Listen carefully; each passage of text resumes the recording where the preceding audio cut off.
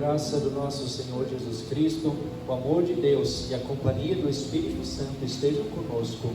Amém.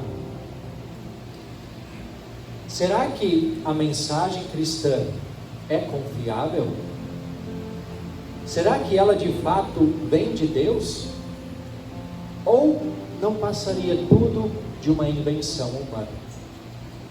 Quem de nós já não teve essas dúvidas e incertezas? É verdade que hoje em dia existem aqueles que não apenas duvidam, mas aqueles que contestam não apenas o cristianismo, mas todas as religiões existentes, dizendo que tudo não passaria de uma invenção humana. Há aqueles que não questionam apenas a existência de Deus, mas a existência do próprio Jesus Cristo. Dúvidas, incertezas e questionamentos não são algo novo para a fé cristã. Elas existem desde antes mesmo do surgimento do cristianismo como religião. Tomé é o nosso exemplo clássico.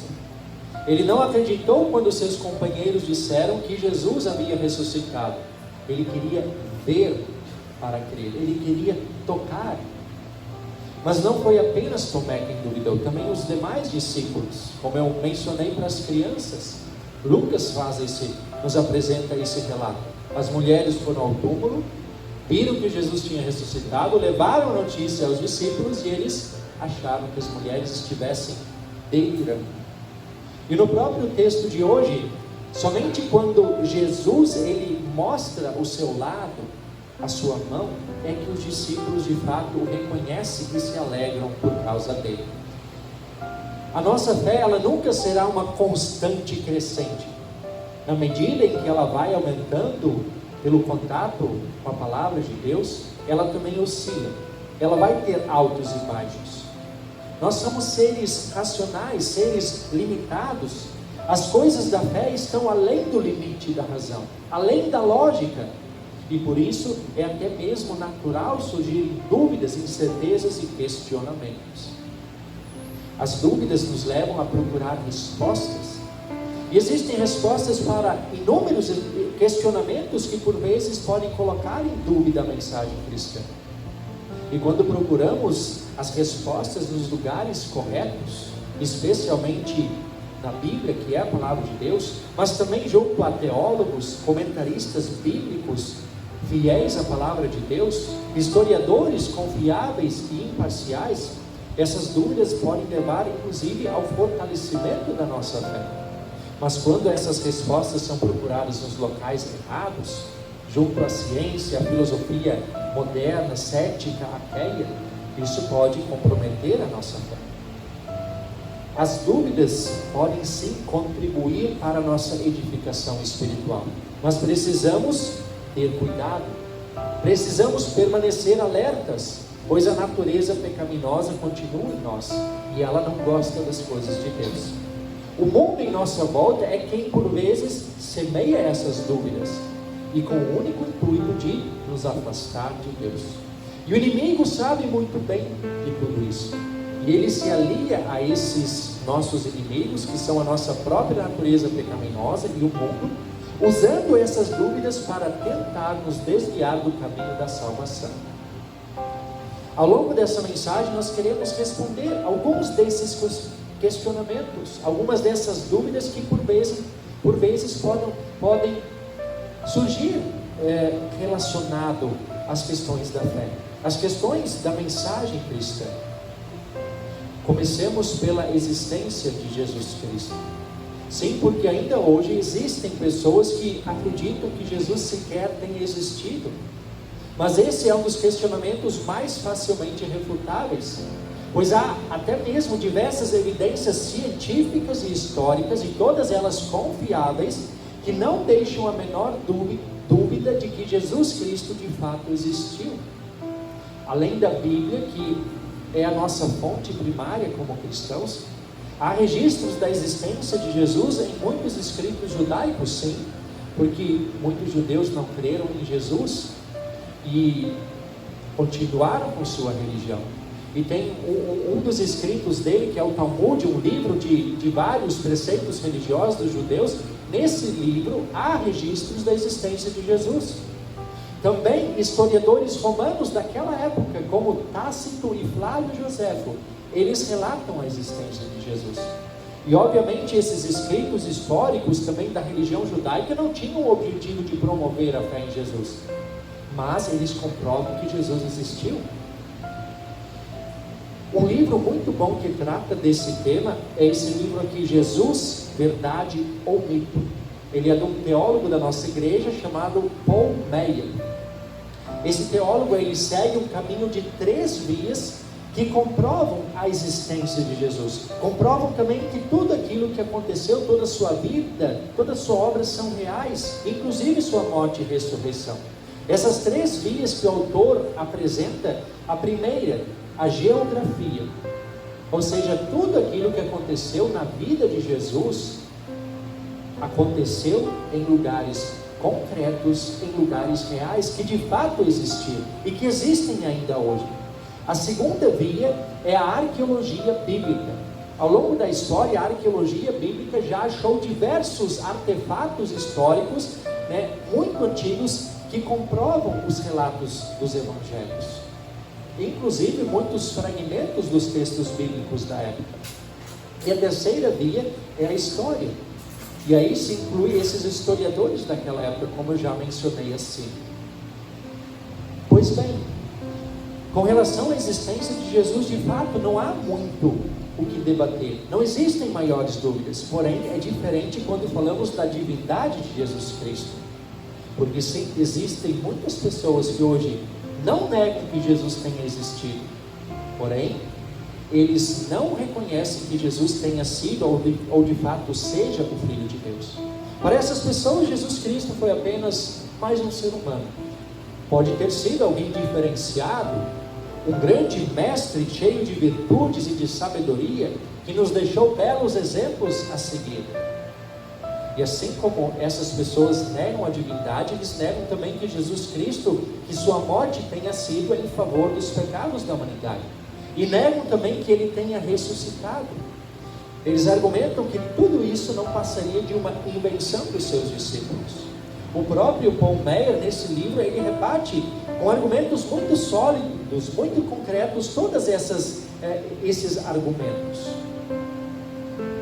Inclusive, no que se trata, no que diz respeito à divindade de Jesus Cristo e à sua ressurreição. Mas quem é categórico ao falar da divindade de Cristo é C.S. Lewis. Nesse livro, Cristianismo Puro e Simples, C.S. Lewis, ele é até bem categórico. Ele diz que Jesus Cristo não nos deixou outras opções. Ou ele é de fato o Filho de Deus, como é o Salvador do mundo, ou ele não passou de um louco. São palavras fortes, mas é isso. Ou Jesus Cristo é o Filho de Deus, ou ele é um louco. Rejeitar a divindade de Jesus, quem rejeita a divindade de Jesus, é melhor chamá-lo de louco do que chamá-lo de um sábio ou de um exemplo a ser seguido. Sim, Jesus Cristo é de fato o Filho de Deus. Ele é o Salvador do mundo, o Salvador da humanidade. Mas e com relação à existência de Deus? Afinal, Deus existe? E se Deus existe, será que Ele se importa conosco? Se esse Deus se importa com a gente, por que existe tanto mal, tanto sofrimento no mundo? Esse Deus é um Deus da ira ou um Deus do amor?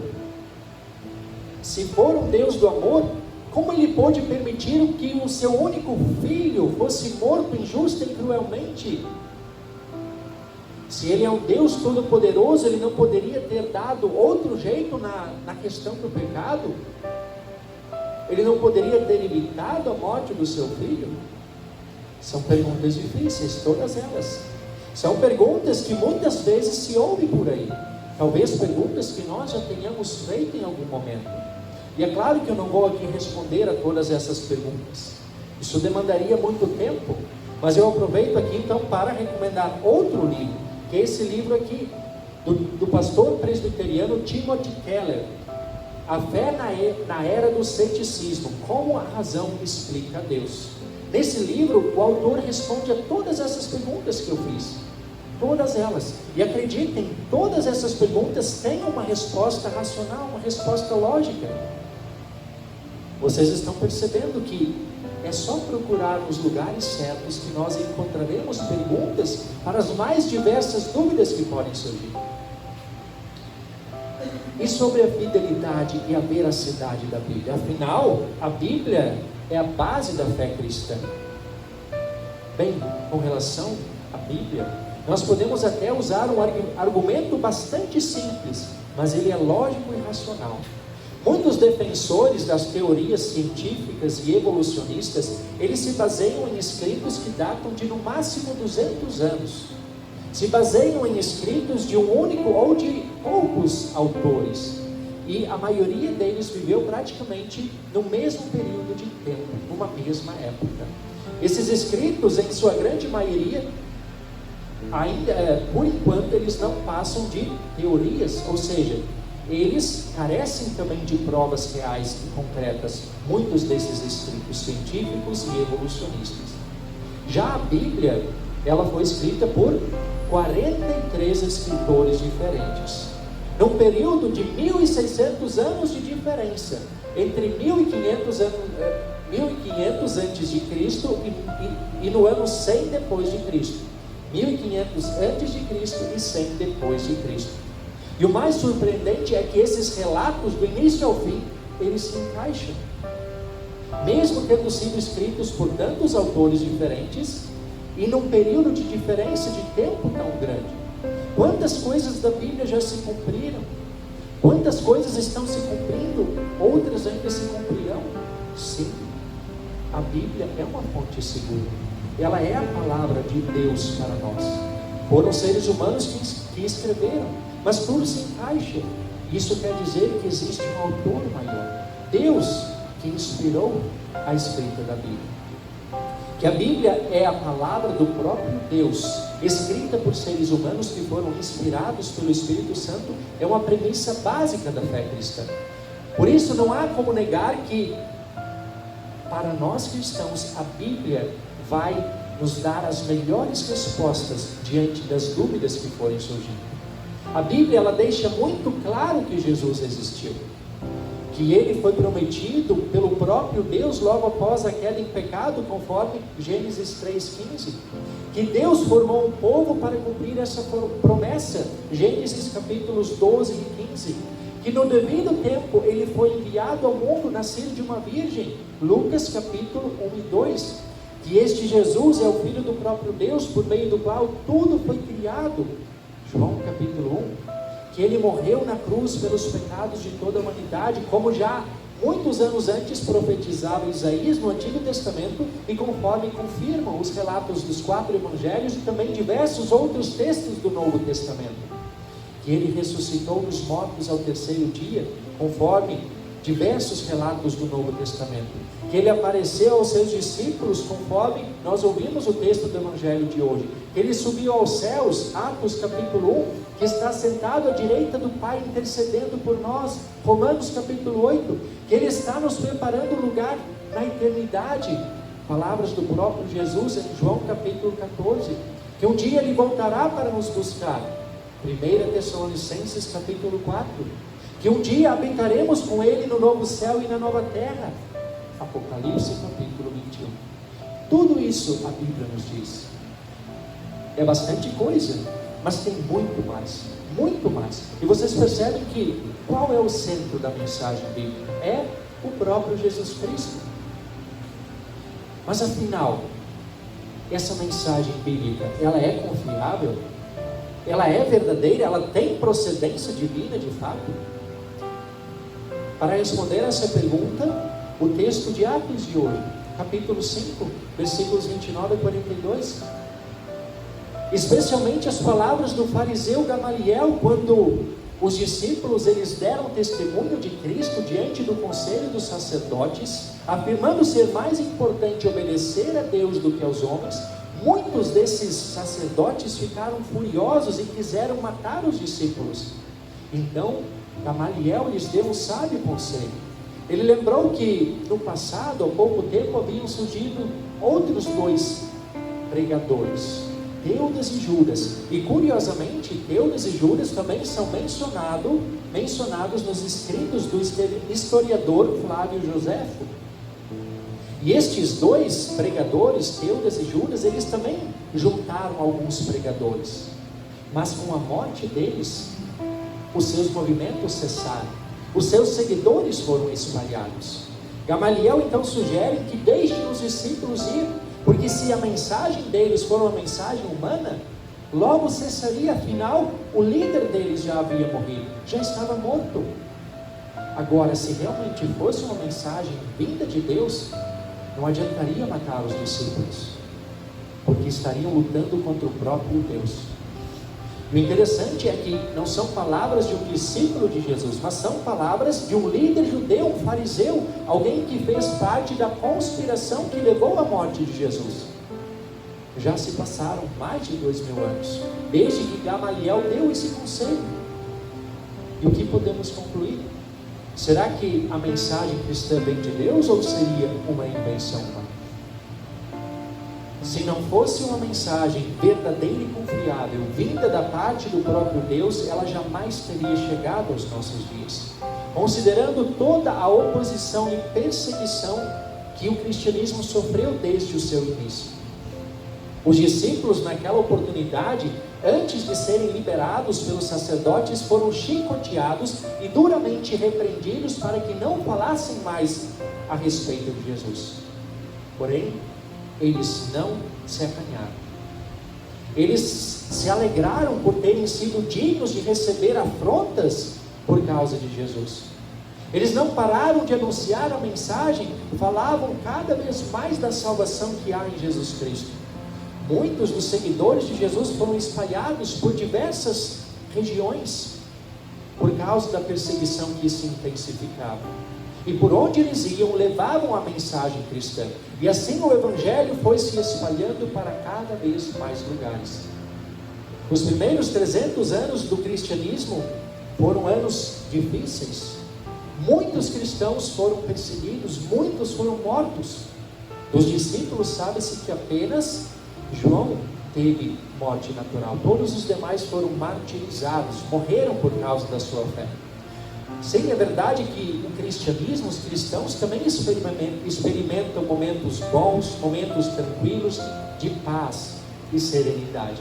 Mas as perseguições sempre se fizeram presentes em sua história, como acontece ainda hoje em muitos lugares ao redor do mundo. Mesmo assim, a mensagem cristã não cessou. Mesmo assim, a mensagem continuou sendo anunciada, espalhada, até chegar a nós nos dias de hoje. E tudo isso são evidências suficientes que atestam a veracidade e a providência divina, a procedência divina desta mensagem. Até aqui nós vimos praticamente evidências racionais, lógicas, seja baseado na Bíblia ou em outros escritos, outras fontes. Timothy Keller, ele diz que as dúvidas são importantes para a consolidação da nossa fé. Elas nos levam a procurar respostas, como eu mencionei no início. O próprio Jesus sabe das nossas dúvidas, e Ele não nos condena por nossas dúvidas, mas Ele age com amor. Ele age assim como agiu com Tomé. Ele não repreende, Ele não admoesta, mas amorosamente responde às nossas dúvidas. Porque as dúvidas, elas também nos levam a confessar. Tomé, ele duvidou, mas depois confessou: Senhor meu e Deus meu. Quando nossas dúvidas são saciadas, nós fortalecemos a nossa fé.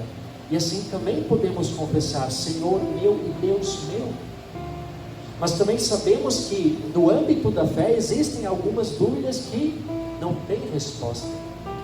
E nessas situações é necessário ir além.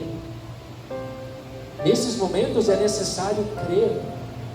Tomé, ele teve sua dúvida solucionada, porém ele ouviu de Jesus: bem-aventurados são os que não viram e creram. Como lembra o autor da carta aos Hebreus: ora, a fé é a certeza de coisas que se esperam e a convicção de fatos que não se veem. Por isso, Kierkegaard, um famoso teólogo e filósofo do século XIX, ele era cristão, ele afirmava que o cristão é o maior cientista de todos. Porque a razão, ela tem um limite. Só que o cristão, pela fé, vai além da razão. Também Lutero afirma: uma das virtudes mais nobres e preciosas da fé é desistir de explorar o porquê e o para quê e alegremente deixar tudo para Deus. A fé não insiste em conhecer a razão para as ações de Deus, mas considera Deus a maior das bondades e misericórdias. A fé se agarra a isso, contra e além de toda a razão, sentido e experiência. Nós cremos, mesmo quando racionalmente as coisas parecem não fazer sentido, porque a fé vai além da razão e da lógica. Para o mundo, a mensagem cristã pode parecer loucura, mas para nós ela é sabedoria de Deus, para a nossa salvação. Também Pedro, em sua primeira carta, afirma: mesmo sem tê-lo visto, vocês o amam, mesmo não o vendo agora, mas crendo nele, exultam com uma alegria indescritível e cheia de glória, obtendo o alvo dessa fé, a salvação da alma. Assim como aqueles primeiros leitores de Pedro, nós também não vimos a Jesus com nossos olhos físicos, mas nós cremos nele. Nós o amamos porque ele nos amou primeiro. Mesmo sem tê-lo visto, cremos naquele que é a salvação da nossa alma. É verdade que muitas das coisas que nós vemos e comprovamos racionalmente, como fizemos em boa parte dessa mensagem, elas podem nos levar a fortalecer a fé, podem nos levar a crer. Mas muito melhor do que isso é quando, a partir do nosso crer, passamos a ver. Passamos a ver pelos olhos da fé aquelas coisas que pela lógica e pela razão parecem não fazer sentido. Sim, muito melhor do que ver para crer, é crer para ver. Bem-aventurados são os que não viram, mas mesmo assim creram, diz o próprio Jesus. Que o Espírito Santo sempre mantenha os nossos olhos da fé bem abertos, para que possamos enxergar para além do limite da lógica e da razão. Que possamos enxergar todas as maravilhas que Deus em Cristo fez, faz e ainda fará por cada um de nós. Que assim seja. Amém.